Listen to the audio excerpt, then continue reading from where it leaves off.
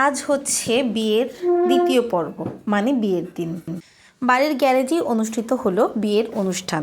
আমি আমার কাজ থেকে যথারীতি বাইরে থেকে এসে দেখলাম যে মানুষের খাওয়া দাওয়া চলছে। 2:45 বাজে। আমার ছেলে মেয়ে তো অনেক উৎসাহিত। বাসায় ফিরে তাড়াতাড়ি করে ওদেরকে গোসল করে কোনোরকম রেডি করিয়ে দিয়ে আমরা বের হলাম।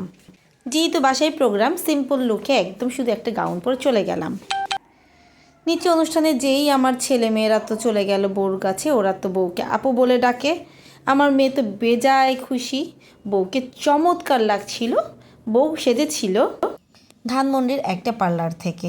নামটা বলছি না, নামটা বললে হচ্ছে প্রমোশন হয়ে যাবে।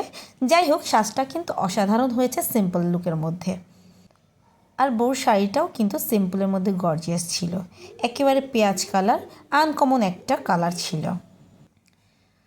সাজ এবং শাড়িতে খুব মানিয়েছে। আমার মেয়ে তো বেজায় খুশি, বারবার ছবি তুলতে ক্যামেরার দিকে না তাকিয়ে শুধু বউর দিকে তাকিয়েছিল। আমার ছেলেও অনেক খুশি। এরপরে খানা পিনার ব্যাপার, আমরা খেলাম, সব কিছুই মোটামুটি স্বাদ ছিল, কিন্তু হলুদের বিরিয়ানির মতো স্বাদ আমি কোনোটার মধ্যে পাই নাই। অতএব আমার জামাই আমাদের খাওয়া দাওয়া শেষ হলে সে বিদায় নিল, কাজের উদ্দেশ্যে অফিসে চলে গেল। আমরা আর কিছুক্ষণ অপেক্ষা করলাম জামাইয়ের জন্য। সন্ধ্যার কিছুক্ষণ আগ মুহূর্তে জামাই আসলো। মেয়েরা তো একদম গেট ধরার জন্য রেডি হয়ে গেটে দাঁড়িয়েছিল। জিজ্ঞেস করলাম, তোমরা এখানে কি করো? তারা বলল যে জামাইকে বরণ করার জন্য দাঁড়িয়ে আছি। ওই যে দেখা যাচ্ছে বিয়ের গাড়ি। এরপর শুরু হলো জামাই বরণ করার পালা। বাসার মুরব্বীরা জামাইকে বরণ করলো মিষ্টি খাইয়ে, সেই সাথে জামাইয়ের বন্ধুবান্ধবদেরও মিষ্টি খাইয়ে দিল। আসলে একেবারে গ্রামের সাধারণ বিয়ের মতো অনুভূতি হয়েছে, খুবই ভালো লেগেছে। এখন তো সচরাচর এই ধরনের বিয়ের অনুষ্ঠান দেখাই যায় না।